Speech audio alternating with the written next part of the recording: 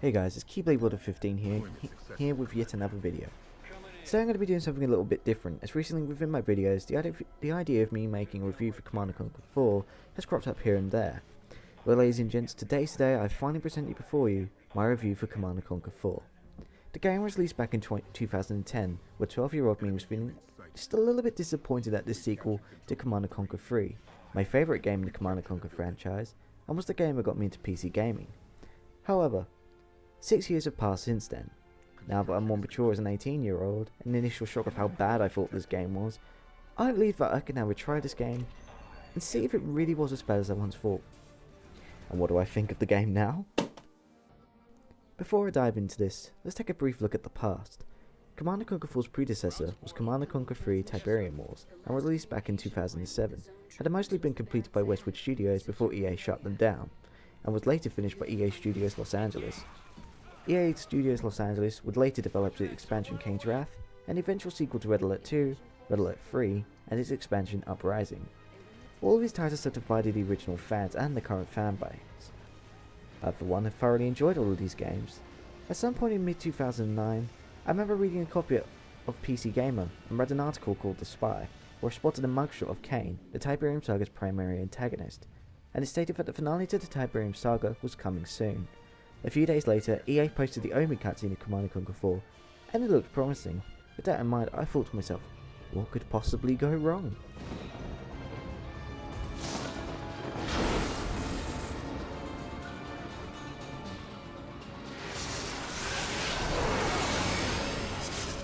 The start of Command & Conquer 4 takes place in the year 2062, 10 years following the end of Kane's Wrath.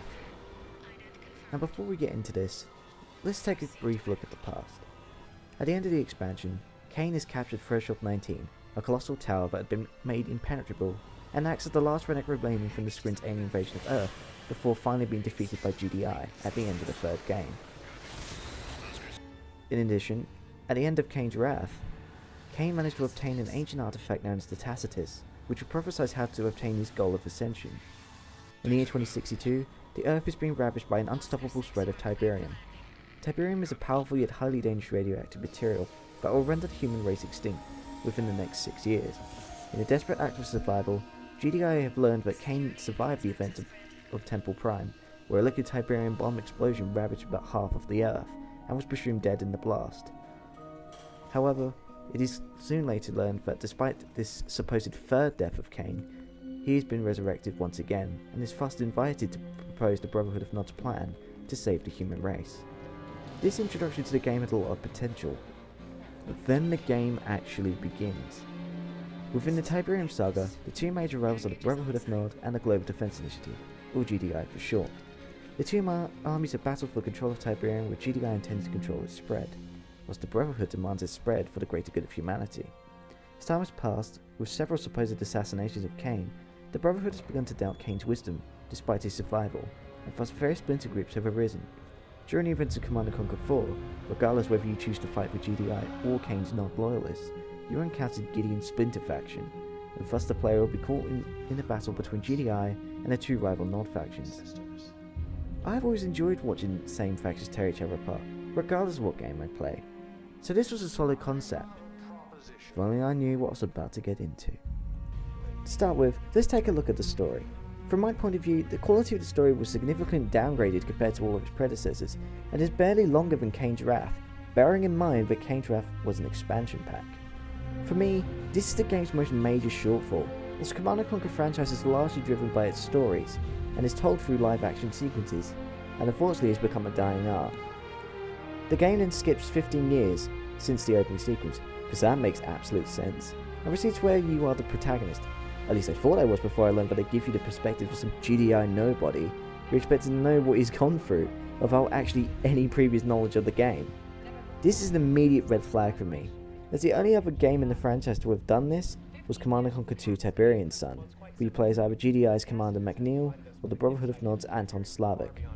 This was a problem for me, as in every other Command & Conquer, including Tiberian Sun's expansion Firestorm for some bizarre reason, it has you, the player, making a significant impact upon the war and its overall outcome. Forcing me to play as someone else just feels like all the credit of your actions is being stolen by some guy who steals your homework, Your hands are in and claims full responsibility, while you're being punished for doing right. So why on earth did they do this to us in Command & Conquer 4? God knows, but it is a major issue. As if that were bad enough, after a brief news flash of what's going currently in the world, you're interrupted by your wife. Yes, that's right. Command & Conquer 4's starring sex symbol is... Oh God! What in the shit is this? What is this? This is fucking awful. Right. While I recompose myself, let's make it clear why I hate generic NPC number 1. In every other game, your love interest is supposed to be good looking. This isn't even remotely attractive. As if this couldn't get any worse, her acting skills are awful. And somehow EA expected the players to have a deep emotional bond with her, as it's supposed to later embed a shocking plot twist that will forever change your destiny. And it utterly fails. But more on that later. Oh look, generic NPC number 2. Hi generic NPC 3. Who's at what now? Alright, let's be clear. Before this game was released, in the final weeks of its release date, EA periodically released a spin-off comic series telling the stories of this incursion war, with Gideon basically throws a bunch of terror attacks against GDI, and some guy called Christian Pierce, who isn't the protagonist of this game for some reason, goes after Gideon, but instead is used by Kane for some pointless reason to steal some data, and then is killed. The fact that the spin-off sucked and the events of it are barely mentioned at all means that we have already wasted about 20 minutes of our time watching that garbage. So for those of you who didn't actually watch it, please don't bother. Anyway, apparently the incursion war screwed up the protagonist's eyes, and so he's given a TCN implant and is one of 5 recipients. Generic NPC number 2 is one of them as well, whereas the other 3 are never seen in the game and are supposedly killed by Gideon. Hi generic NPC, alright, we get it. In both campaigns, only give a damn about these 3 characters, Kane, Colonel James and Gideon, as these 3 are the only memorable characters, because they can actually act and have an actual impact on the overall plot. This is a problem, as in every other Command & Conquer, every character was memorable. Here we just get a mess of some god-awful actors who tell out this boring story. Oh yay, a riveting tutorial telling me how to play. Wait, hang on a bit. What the hell is this? This is our mobile construction vehicle? This is awesome! A mobile command center that can become a tank and go anywhere. So, we can get more of these, right? No? Are we able to build a basis like every other fucking strategy game? No? Well, how the hell do we defend ourselves? How do we make an army? How do we take up? Calm yourself. This thing called the Crawler is your hub of command. And basically, it solves all of your problems. You need to upgrade? Just grab some Tiberian and escort the carrier to these glowing hexagon things, and that's all. You have collected resources and can now upgrade. Yep, this is how crap the resource harvesting in this game is. It's basically a mini capture the flag game which fails miserably. Oh, remember in every other game you would build a barracks or factory to build tanks and infantry? Don't worry, because this thing shits out units faster than Gary Glitter and Napalm can strip the clothes of a Vietnamese child. Oh great, I can immediately rush my enemy with a massive army. Well, about that massive part? Are you shitting me? A unit cap? What the hell were they thinking? Sure, unit caps exist in other games such as Age of Empires 2, but at least that was malleable. Players could build houses and castles in which increased the capacity, so for me that is acceptable. In this game however, you're often stuck with a pitiful max of 50 command points. That's only 4 heavy units. This is just complete bollocks. Considering that this game has the largest variety of units in any Command & Conquer game, if not most RTS games to date. It's a shame though that you can't actually use half of them, because for one, you get a pitifully small army so you can't use any of them, and 2, there's also something called dominant strategy.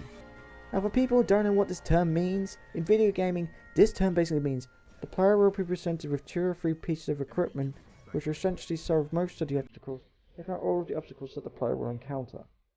This means that a small selection of units are actually useful, making the vast majority of these weapons utterly worthless. in Command & Conquer 4, the units have various weapon types. For example, light weapons such as infantry and light vehicles are designed to destroy their counterparts, and are often used in early raid tactics. Rockets are designed to put some pressure on tanks and take down medium aircraft. Cannon is designed to wipe out enemy tank platoons. Blast damage is designed to tear apart large groups of enemies and destroying advanced base defenses, if they actually exist. And finally, we have the laser. This weapon type is supposed to be used to destroy heavy units, base defenses, and even crawlers. It basically kills everything, because it can fire at anything, from a good at range I would add.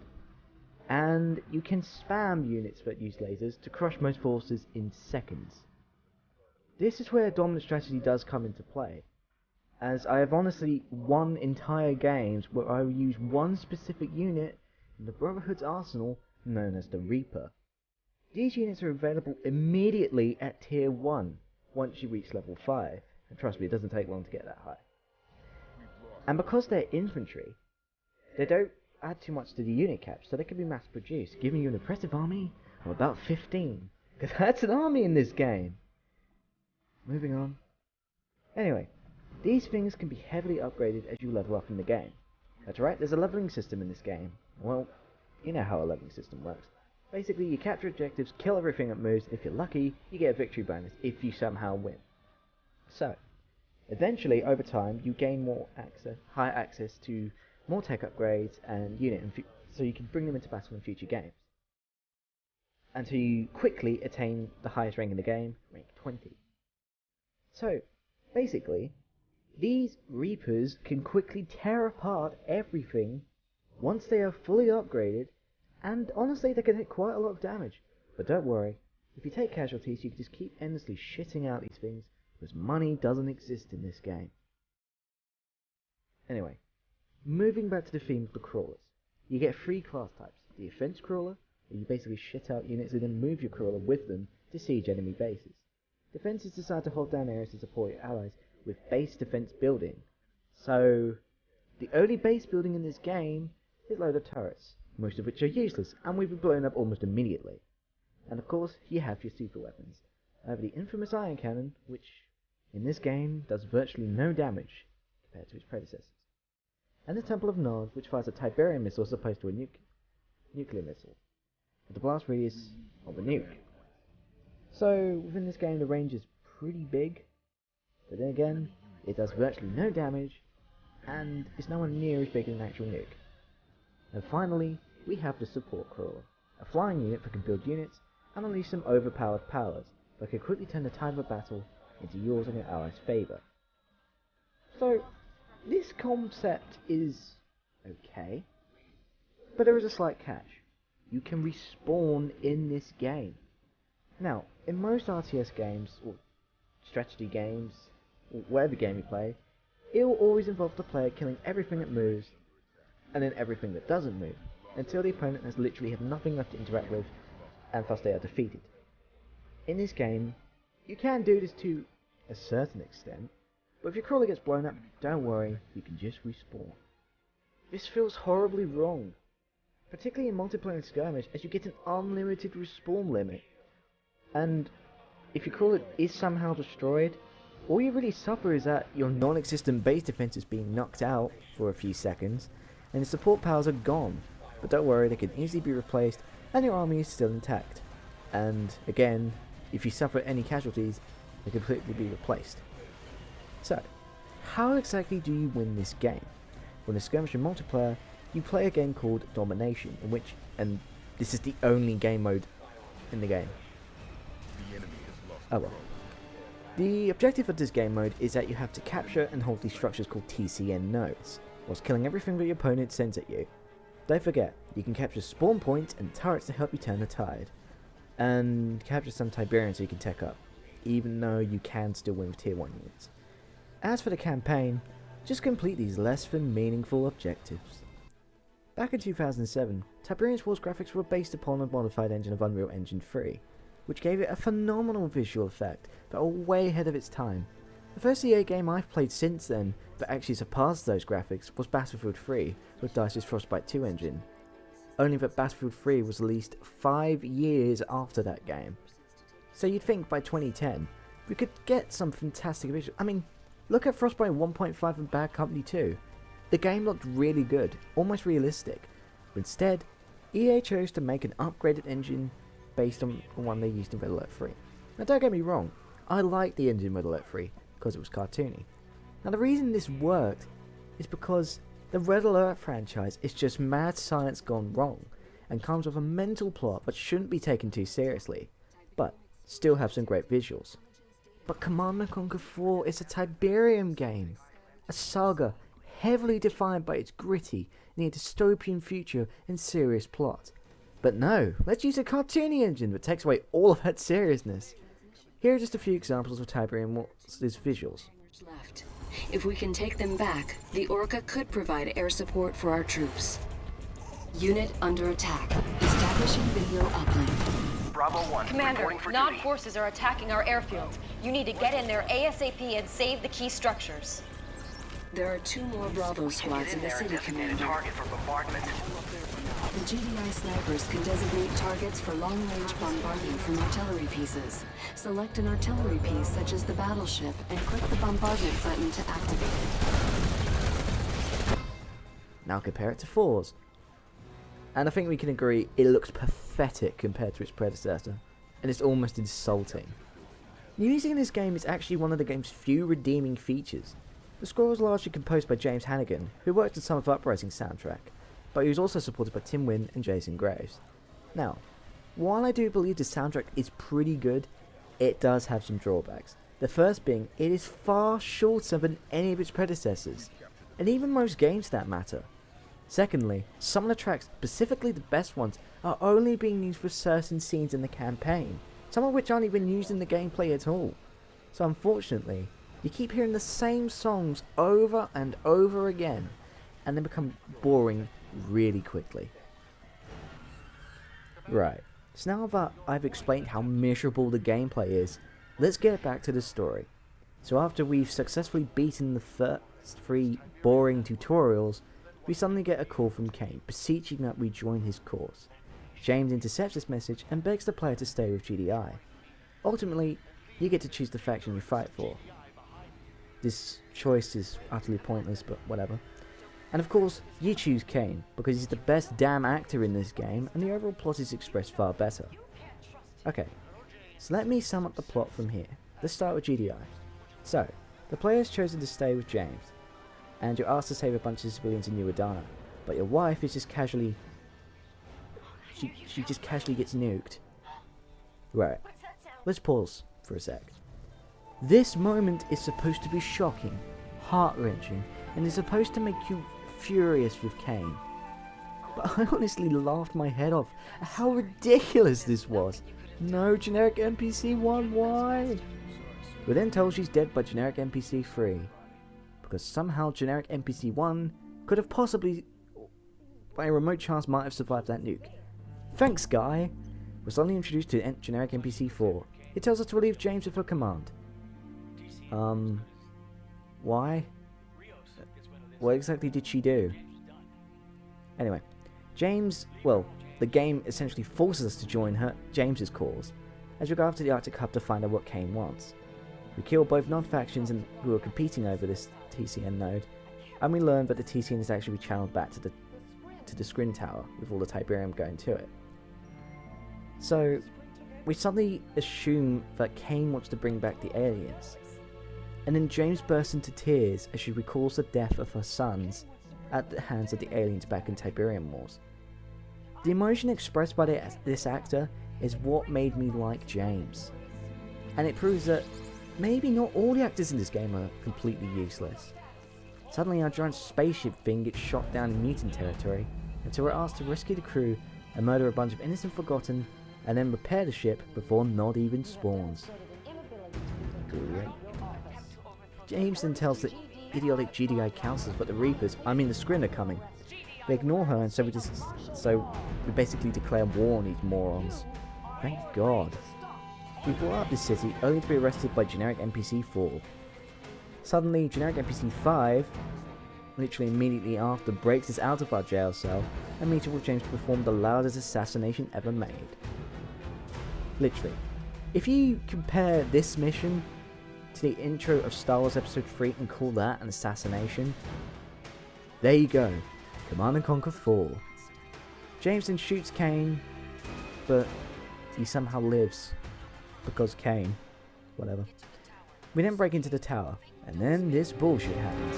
Hey, remember that amazing tower we busted our balls over at the end of Tiberian Wars to either blow up or save? I wonder what it looks like on the inside. What the hell is this? Right. Ignoring this absolute bullshit, we find Kane, who explains that James killed up the wife. Thank God! But we're suddenly convinced that James is the enemy, who conveniently appears. Seriously, how did she get here? Whatever. So, she shoots Kane again. And then we open the screen portal, only to be backstabbed by James. She then tearfully prepares to blow our brains out. But Kane suddenly comes back from the dead again and kills her. We then get thanked by Kane before bleeding out. End of the Tiberium saga. Now, have you thought that the Nod campaign is any better? It really doesn't get any better than this. So, we decided to stay with Kane, and he's tasked us to save the TCN hub in New Adana being attacked by Gideon, by killing the GDI forces defending the TCN hub. Because that makes perfect sense. Suddenly the wife begs us to help her in the other cities, where she suddenly goes jihad. Or at least she's supposed to be roasted to death by Molotovs, but the AI is broken here, so fuck it. Lillian Parker, deceased. Cause of death, diabolical acting skills. Anyway, we saved the last two transports. We're then told she's dead again by more generic NPCs, and Kane comments on how his plan is falling apart and demands that we save the specific hub by killing all of the GDI force defending hub. Seriously, why are we killing the people who've already done the job for us? Kane then decides that James is too much of a threat to his plan and asks us to kill her. The player isn't having second thoughts, and so Kane throws in his trump card and reveals that he actually saved the wife. You bastard. Please, I'll do anything you want, just kill her, please. We then shoot down James's spaceship thing, which is conveniently flying very low for some reason. Generic NPC 2 is then killed by Gideon, and we randomly undergo some cosmetic surgery, turning us into a Kane clone. We then proceed to hunt down Gideon. We succeed in this, in probably the only good mission in this game. Kane, us, gives a speech reunifying Nod before we get shot. We hijack a GDI crawler. Hope you leveled up as GDIs. Well, otherwise you're completely fucked on this mission. And then we run away from these Nod idiots. You can't even tell that some Nod guys are defending the crawler. Fuck it. So, we escape and wake up to find that, well, Kane unfortunately didn't kill the wife. Kane then demands that we activate the TCN and kill the GDI invaders threatening the tower. Suddenly, we are faced with this absolutely bullshit, overpowered final boss. So, after pulling a miracle out of our asses, and we actually managed to shoot it down, we activate the portal, only to be shot again by James. How the hell did she get here? Isn't she supposed to be dead? Oh, this game. Kane suddenly appears out of nowhere again and brutally executes James. It's a lot more satisfying this way. We then bleed out in the arms of the wife while Kane leaves us to die. What the fuck, Kane? Tiberium is then controlled, Kane's gone, and GDI prepares to leave GDI, bringing on a brand new future for humanity. Wait, that's it? That's the epic conclusion to the Tiberium saga? Oh, I'll tell you what, EA, Command & Conquer 4 gets a 2 out of 10. Now, I'm probably being a bit biased, since I played previous Command & Conquers and I loved it a hell of a lot more than this piece of shit. But come on, this game was 15 years in the making. It had so many predecessors to fall back on, and that's not even to include the previous Command & Conquers. What happened, EA? I hope you guys enjoyed the video. If you did, leave a like and a comment, subscribe, and have a great day. Thanks for watching.